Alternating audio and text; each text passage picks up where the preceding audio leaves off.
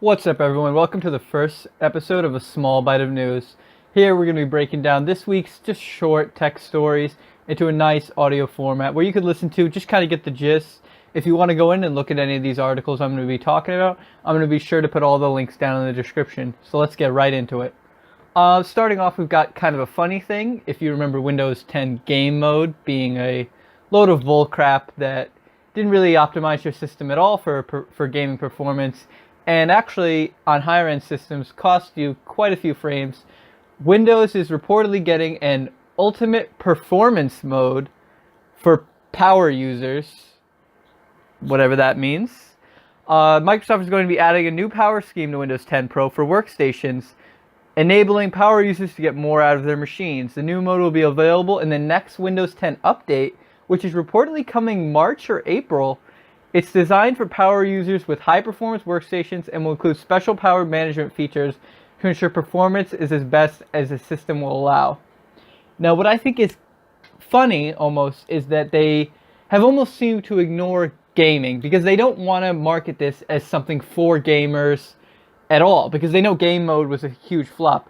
Workstations, that could apply to more like 3D rendering, servers, which, I mean, the performance isn't really that important when you're not doing, constant tasks one after another on the server. For workstations, though, where you're rendering, I could see performance mode being important, but, I mean, it's not going to compare to a good overclock. But, I mean, that's that. If you want to look into it yourself, I got this from TheVerge.com. I'll put the link in the description. Next, we have something that I have been saying for a year or two is going to come. Amazon is going to be pushing into the postal industry.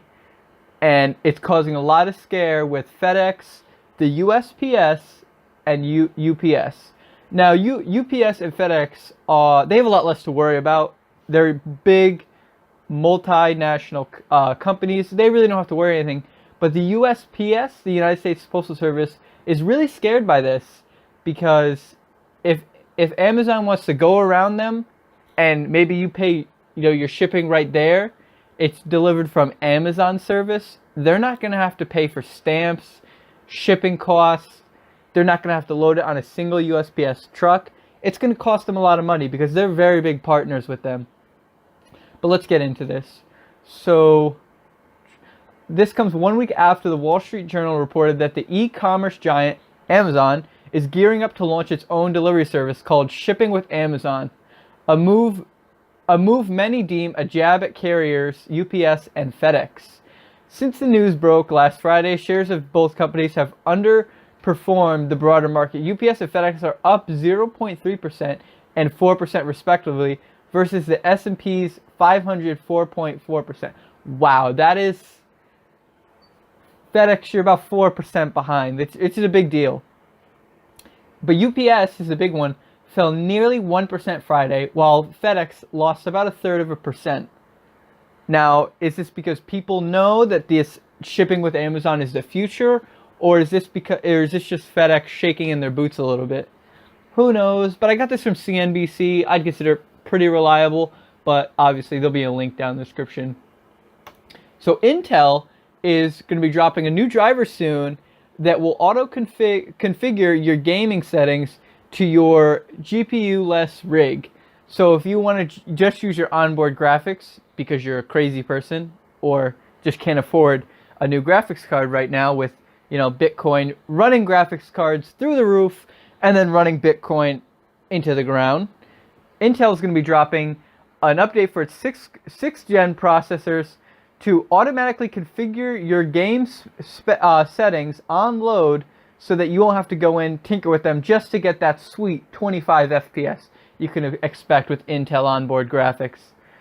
This is good news, I would say mostly for laptop gamers who obviously they don't have a GPU on board, and if they do, then they've spent, well over $1,000 for a laptop. But for those lower end laptops, like the sub 600 range, this is great. There's a lot of people who want to play video games on a laptop, but they can't afford or they don't know how to go out and build a desktop. So this is really just good news all around for them. And this story actually came from Engadget. Now, still coming down after the whole Spectre security flaw, Intel is now being slapped with dozens of lawsuits. 32 class action lawsuits against the company in connection with recently disclosed security flaws in its microchips. Listen, guys, this is dumb. It's not Intel's fault that someone wants to go out and leak a hack or exploit a backdoor in your system. Now, if Intel didn't do 100% on their part, that is, kind of their fault. But you can't go and file 32 class action lawsuits against them when they made a mistake. And companies make mistakes. But they did best to clean it up. I mean, they released patches, updates. Just let it go.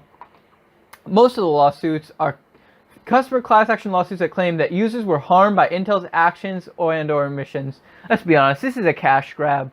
People are a little upset, they were a little inconvenienced. They want to grab some money out of it. They want to get a kickback somehow.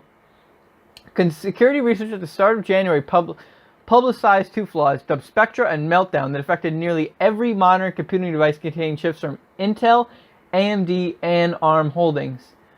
Where's the lawsuits against AMD? Where's the lawsuits against ARM? Why is Intel being hammered with 32 class action lawsuits? Who knows? The companies have issued fixes already, so why are they still being hammered with lawsuits? Because some people are babies and they're a little upset that they got inconvenienced. So let's move on to our next one. That one came from New York Post.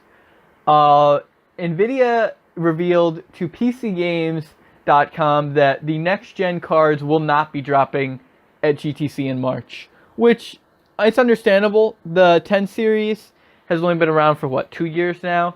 You can't really expect them to start dropping the new ones, aside from the Volta, Titan Volta, which isn't even marketed at gamers.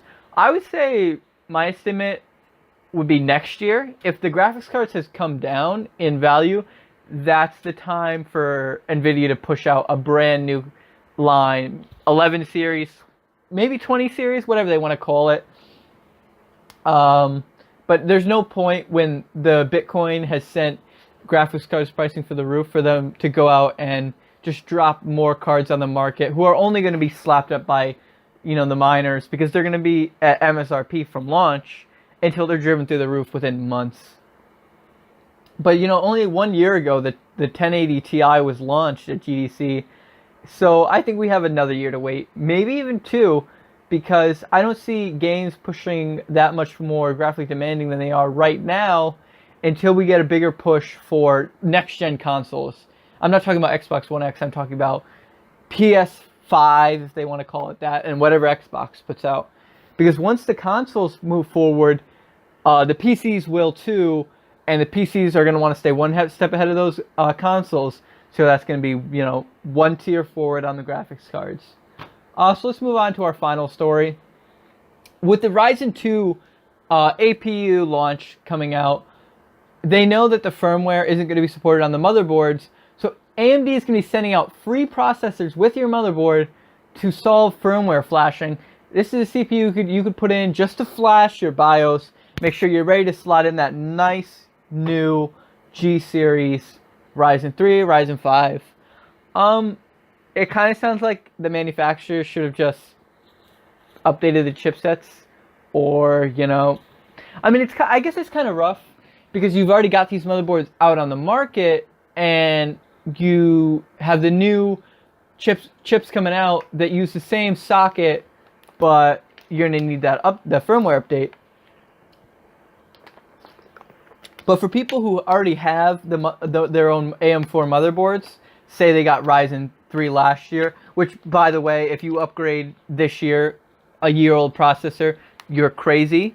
The only difference between this year and last year's Ryzens is these ones are going to have built-in Vega cores for, to act as an APU. But I don't really understand who the Ryzen APUs are really marketed at, because, the way I see it, if you want a budget system, you don't want an APU. It's not going to push you that far. If you really want AAA 60 FPS performance, I would say grab a Ryzen 3 or a Ryzen 5 from last year. Go on eBay, Craigslist, Letgo, wherever.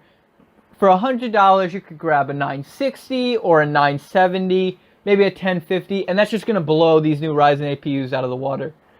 But no, it's good on AMD for helping people out with their BIOS flashes. I'll give them that. But yeah, so that's it for news this week. We're going to be doing this every week. I'll be back next week with whatever tech breakthroughs have come along, and I will see you then.